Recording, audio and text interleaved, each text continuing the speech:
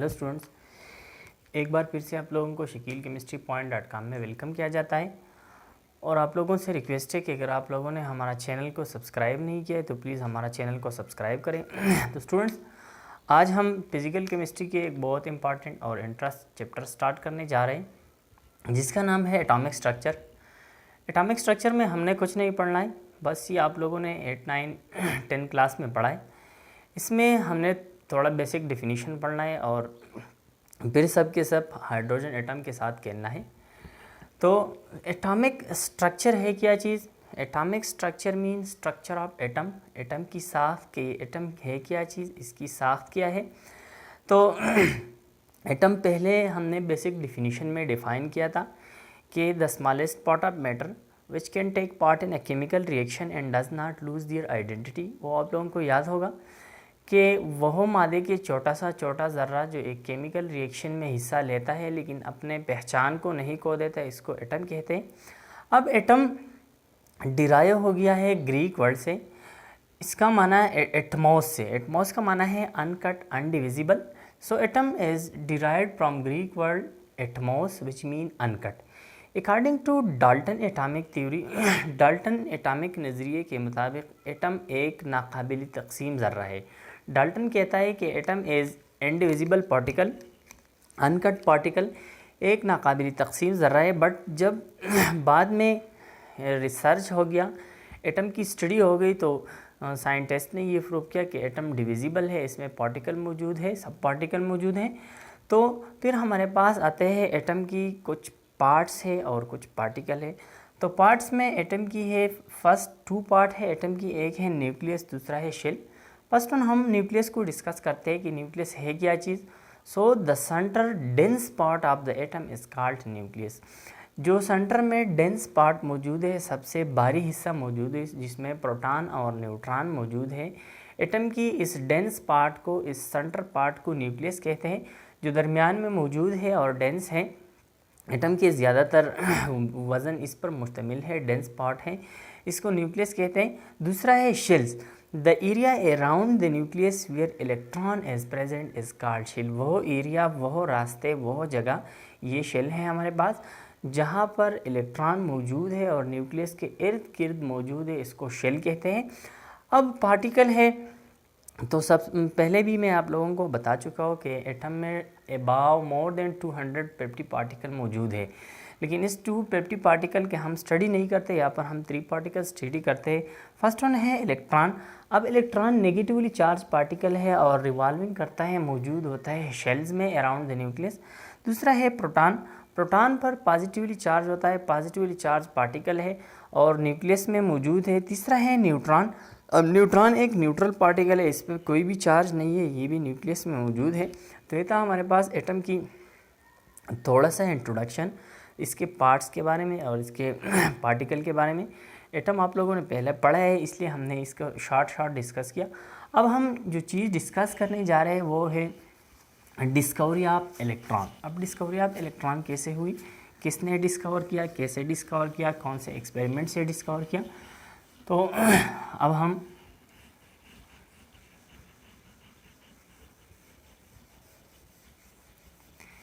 Electron discovery sir William Crookes ने अपने experiment discharge tube experiment में डिस्कवर किया इलेक्ट्रॉन को। इसको कहते हैं डिस्चार्ज ट्यूब एक्सपेरिमेंट या डिस्कवरी ऑफ इलेक्ट्रॉन।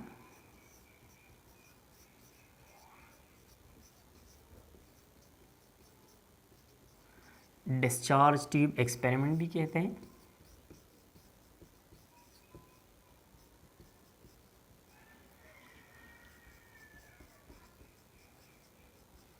या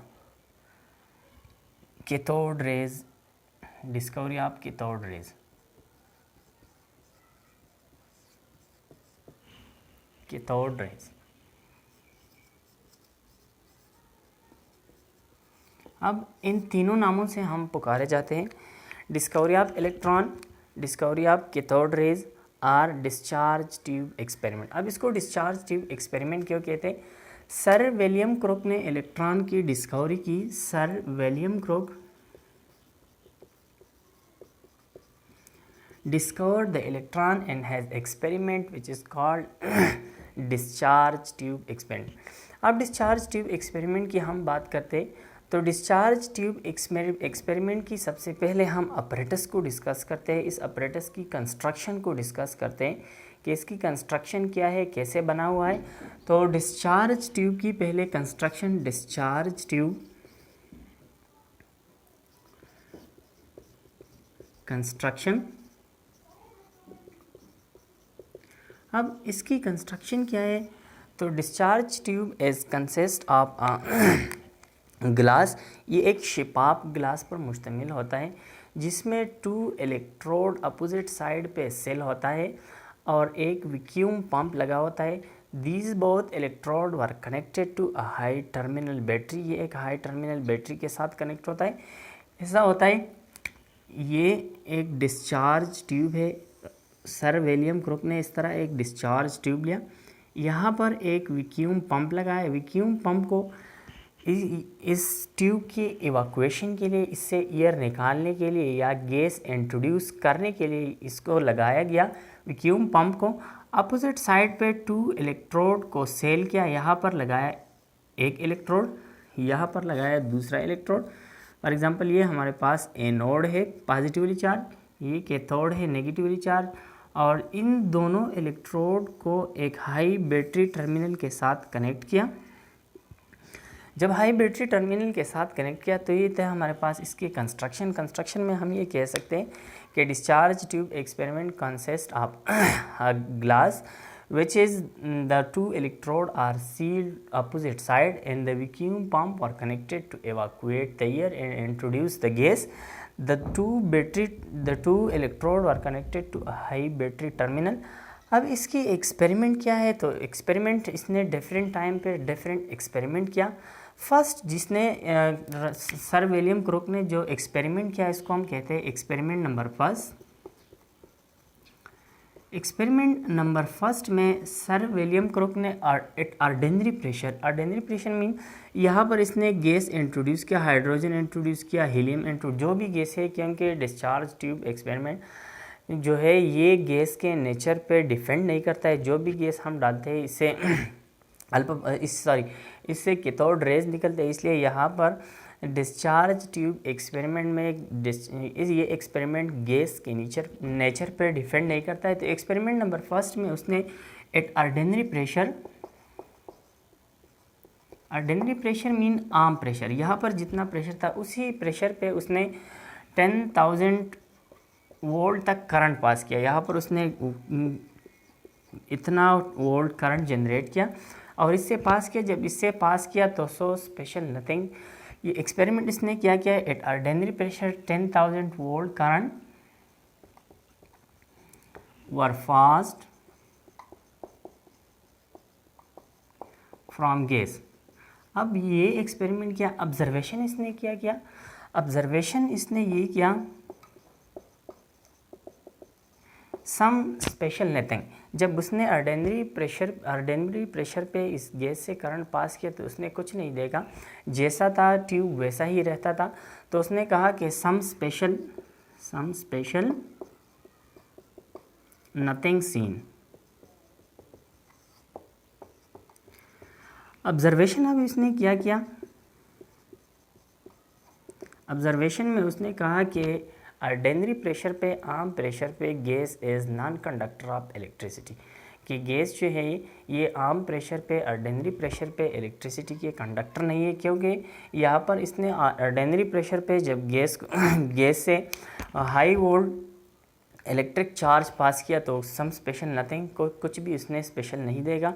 इसलिए उसने कहा कि ऑर्डिनरी प्रेशर पे जो है ये गैस कंडक्टर नहीं। अब इसने क्या किया, एक्सपेरिमेंट नंबर 2 में उसने इस तरह किया। एक्सपेरिमेंट नंबर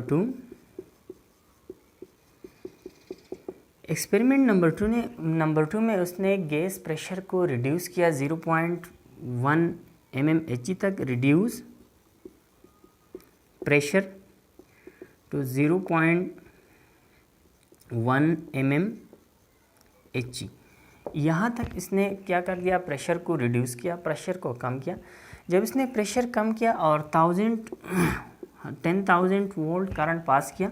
जब 10,000 वोल्ट करंट पास किया तो यहाँ पर उसने देख लिया कि एक यूनिफॉर्म ग्लू पैदा हो गया, एक अंधेरा सा पैदा हो गया, यहाँ पर एक यूनिफॉर्म ग्लू पैदा हो गया। तो उसने अब एक्सपेरिमेंट किया कि एक्सपेरिमेंट ये किया कि reduce the pressure to 0.01 mmHg and applied the electric field the electric current to 10,000 volt.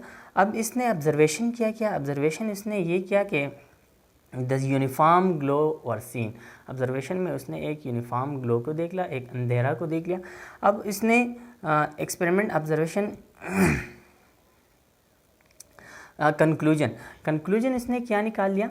Conclusion इसने ये कंक्लूड किया कि एट लो प्रेशर, जो हम प्रेशर को जब रिड्यूस करें तो लो प्रेशर पे gas is conductor of electricity के कंडक्टर है। क्योंकि जब इसने प्रेशर को रिड्यूस किया, सर विलियम क्रुक ने प्रेशर को रिड्यूस किया तो क्या हो गया, एक यूनिफॉर्म ग्लू सा पैदा हो गया। तो इसका मतलब है कि gas is conductor of electricity. अब तीसरा एक्सपेरिमेंट इसने क्या किया?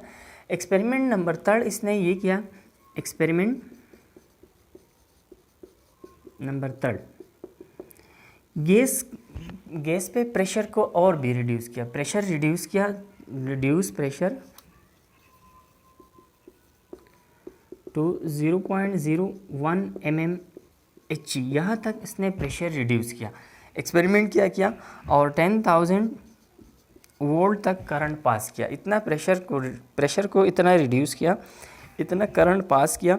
जब इसने इतना प्रेशर रिड्यूस किया, करंट पास किया, तो इसने ऑब्जर्वेशन क्या ऑब्जर्वेशन इसने ये किया कि ये यूनिफॉर्म ग्लू क्या हो गया, ख़त्म हो गया और कुछ रेज़ प्रोड्यूस हो गए जो कैथोड से एनोड की तरफ जा रहे थे।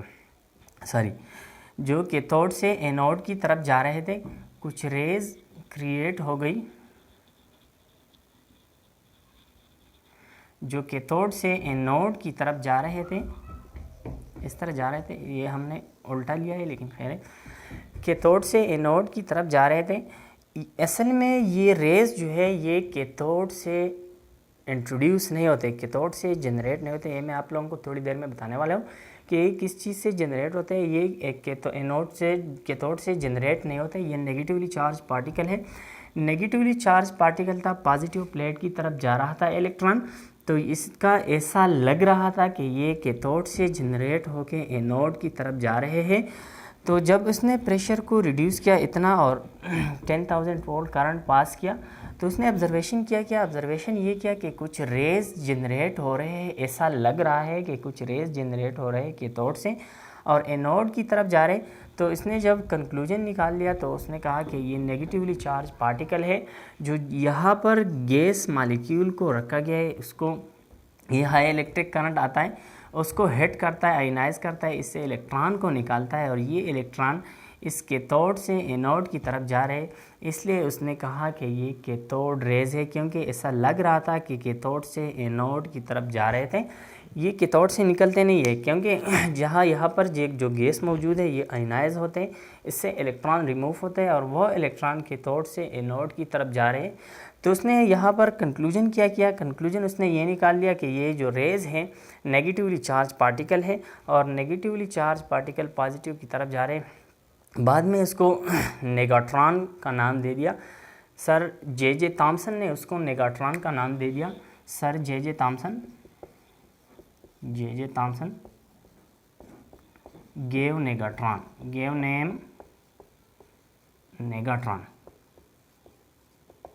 नेगाट्रॉन का नाम दे दिया। बाद में इसको इलेक्ट्रॉन के नाम से पुकारा गया।